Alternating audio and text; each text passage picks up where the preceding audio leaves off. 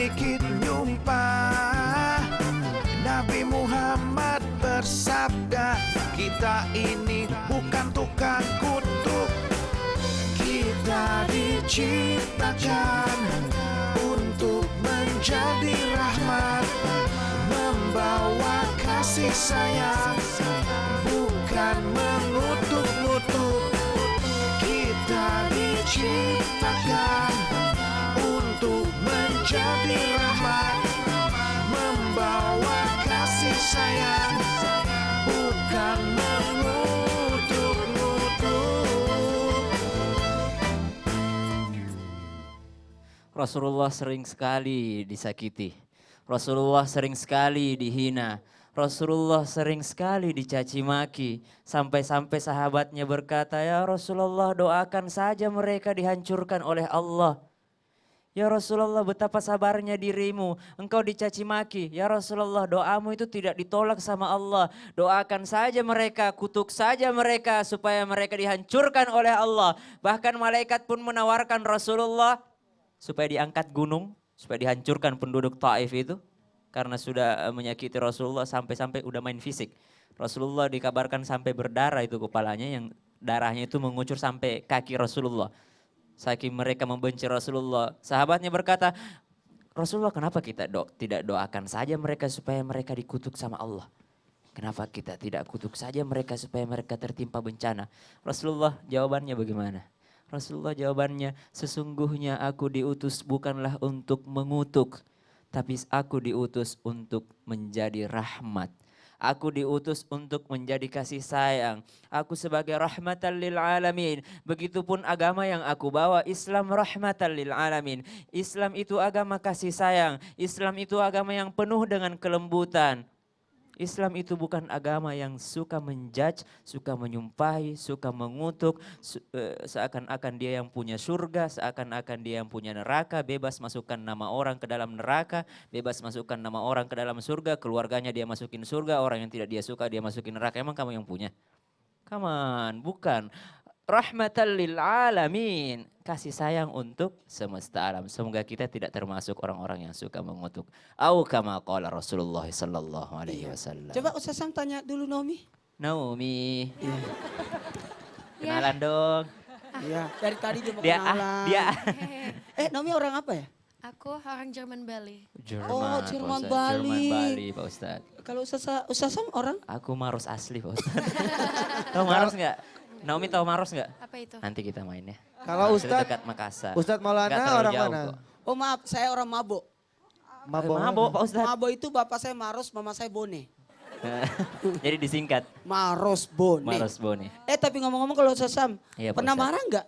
Pernah pasti Pak Ustadz. Ketika? Marahnya itu gak tahu ya kapan ya Pak Ustadz. Ketika? Pasti ada Marah marahnya. ketika? Marah ketika mungkin dihujat orang mungkin Pak Ustadz. Pelampiasan marahnya? Pelampiasan marahnya itu yang penting gak berucap Pak Ustadz. Oh nggak berucap? Yang penting gak berucap. Dipendam? Karena Makan manusiawi. hati dong? Iya Pak Ustadz, gak apa-apa lah. Pantesan kurus ya. Daripada kalau berucap Ustadz, udah Begitu. menjadi kalam, udah menjadi dua. Oh tepuk tangan dulu. Ya, makasih.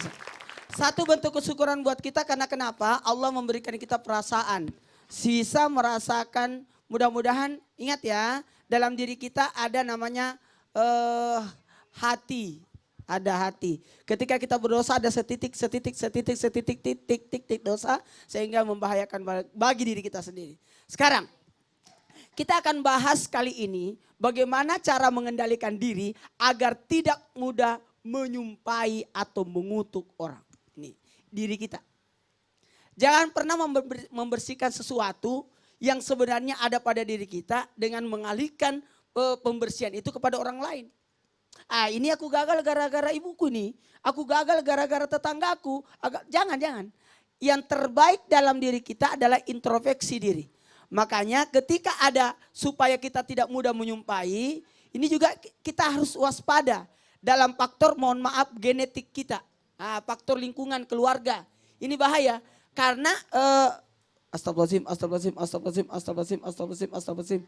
Karena sudah terbiasa mendengarkan kata-kata dalam lingkungan yang bersuara keras, otomatis ikut itu.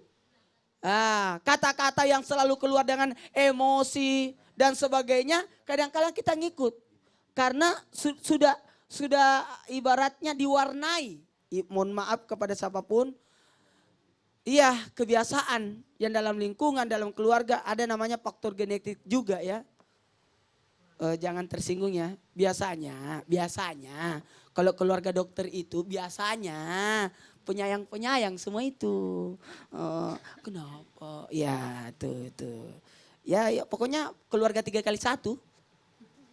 Kami minum obat 3 kali. Kalau keluarga guru itu senantiasa sabar orangnya. Suka minta diulangi, coba diulangi. Ada guru berkata, anak-anak sebelum kita memulai pelajaran, ada yang ingat pelajaran yang kemarin, yang minggu lalu? Kata muridnya, ibu tolong kita harus move on. Yang lalu sudahlah berlalu. Minta diulang.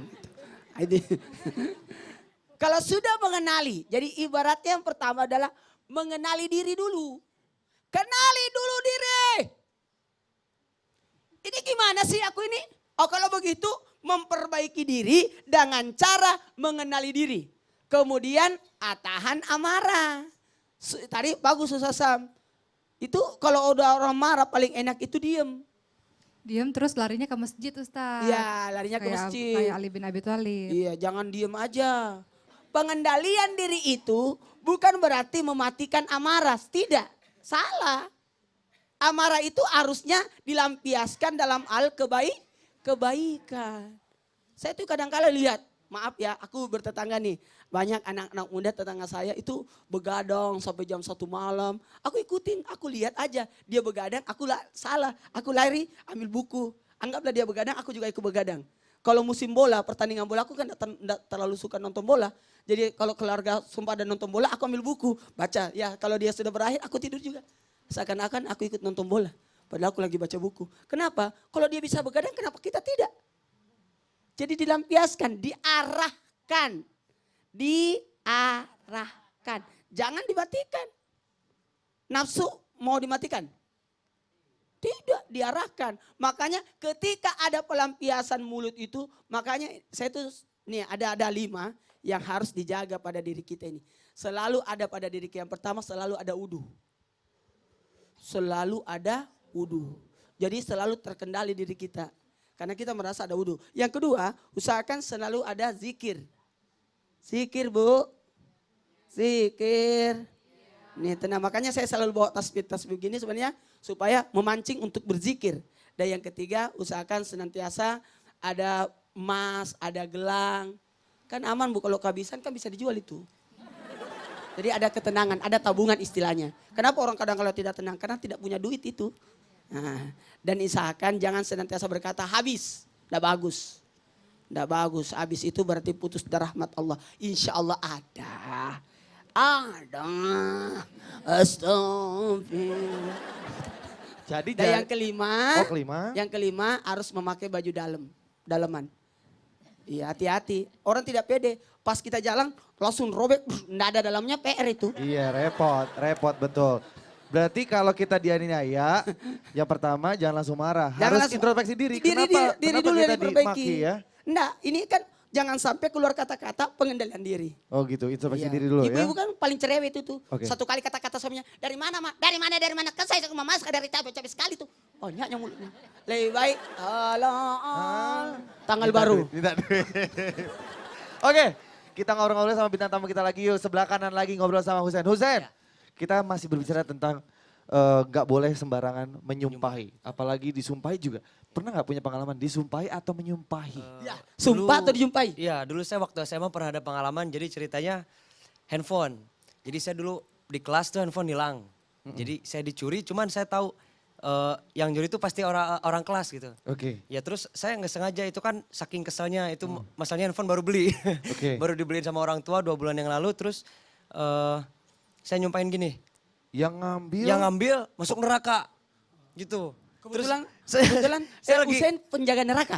Enggak, saya tuh lagi saking Emosi, keselnya itu waktu emosi. masih SMA. Ustaz. Emosi. Waktu SMA kecil, yang ngambil masuk neraka. Terus saya tanya teman-teman, sampai ngakunya bilang satu-satu, demi Allah enggak, demi Allah enggak, demi Allah enggak. Nah, waktu itu akhirnya ketahuan ada teman saya satu yang sebenarnya nyuri. Oh Nah, itu ketahuan, gimana? Iya, kembali ada handphone ketahuan, kembali. tapi ya handphone udah kembali tapi cuman dia udah nyebut demi Allah saya nggak nyuri gitu. Oh, Itu dosa. dosanya gimana ya Ustaz? Tuh, kita nggak mau bahas tentang dia bersumpah, Dan tapi gini-gini, menyumpahi nih. Pak Ustadz. ketika ada mau mencari pencuri, jangan langsung mempermalukan. Diteliti, suruh satu orang menyelidiki. Tidak ada orang mengaku itu pencuri, tidak ada pencuri mengaku saya pencuri, tidak ada. Kalau pencuri mengaku, penuh itu penjara. Tidak ada pencuri mengaku, caranya aja. Itu kalau di depan kelas begitu salah, maaf ya. Salah, iya. Salah caranya. Itu dulu Tidak waktu akan SMA, ada yang Ustaz. mengaku, siapa yang curi HP saya? Masa dengan saya, malu dong dia. Caranya aja, mohon maaf ya caranya aja. Saya tidak, kalau saya jadi orang di situ pasti saya tidak akan mengaku juga. Iya, dulu. Seandainya saya jadi pencurinya, saya tidak akan mengaku. Karena malu saya. Iya benar. Terima kasih banyak, kebetulan mungkin ada yang salah ambil handphone, mungkin terselip di tasnya. Nanti bisa dibawain pulangnya ke rumah saya. Ring, bubar jalan semua. Sekolah udah bubar. Semua. sekolah Nanti pulang. insya Allah kalau mau nanti aku pinjemin atau nanti aku Oh, beliin handphone yang gitu. sama. Termasuk kalimat yang sejenis yang sering kali kita ucapkan di masyarakat kita ini, perbuatanmu itu tidak akan pernah diampuni oleh Allah. Ya, sama gitu. aja. Nah sama, kalimat ini yang tidak disukai oleh Allah dan Rasulnya. Kan bukan dia pemegang pemegang Takdir. yang takdir yang mengampuni atau Betul, tidak ketok kan. palunya gitu. bukan Jadi di nggak ini ya. boleh, nggak boleh mengatakan Tuh, Naomi gitu. lagi- Kamu gak akan diampuni nggak boleh. Sasa, Naomi. Naomi lagi menghayal. Kalau Naomi biar Ustadz siapa yang nanya. Tanya. Oke. Kalau Naomi pernah disumpahin atau pernah nyumpahin Disumpahi orang? tadi udah Oh, makanya udah. dengerin. Kan tadi udah cerita. Menyumpahi, ya menyumpahi orang lain gitu pernah kali. Pernah aja ya biar kita ngobrolnya agak panjang. Aduh.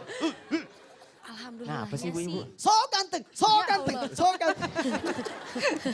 Gak sih alhamdulillahnya sejauh ini aku masih mawas diri untuk mencoba untuk enggak berkata negatif tentang orang lain. Jadi Karena kalau kesel banget sama orang apa yang Naomi lakukan? Kalau diam nggak aja. diam. Diam. Diam. Nanti Kita setipe curhatnya ya. sama Allah aja. Oh, tanpa curhatnya dia sama ngapain. Allah. Nomi sudah ada orang dekat dengan Nomi? Hah, kasih Sudah tahu ada nggak calonnya? ya? Kasih tahu nggak Ada ya? berarti. Oh, ada berarti. Ada berarti. Belum ada. Allah. Belum ada. Alhamdulillah. Hei, Enggak aku berzikir, alhamdulillah. Bapak agresif ya hari ini Pak ya. Dating Agresif soalnya, sekali. Mudah-mudahan yang orang Lampung tidak nonton. Gitu Pak Lampung Ustadz. siapa sih? Lampung siapa? Kepo deh. Tuh. Kinos akan penasaran terus sampai selesai Kepo, acara. Kinos orangnya kepo. Tuh sekali lagi tadi kalau kata Ustadz Maulana, kalau begitu dicaci maki atau mungkin dianiaya, jangan langsung marah. Jangan. Jangan langsung menyumpahi. Karena introspeksi diri dulu diri kita. Betul ya. Yaudah nanti kita akan kembali lagi tentunya jangan kemana-mana tetap di Islam itu indah. Jamaah. Oh jamaah. Alhamdulillah. Ketika ada orang yang menguji kemarahan kita, menguji kesabaran kita, menguji segala sesuatu yang ada pada diri kita dengan menghina kita, membuat kita marah, menjengkelkan kita, membuat kita emosi.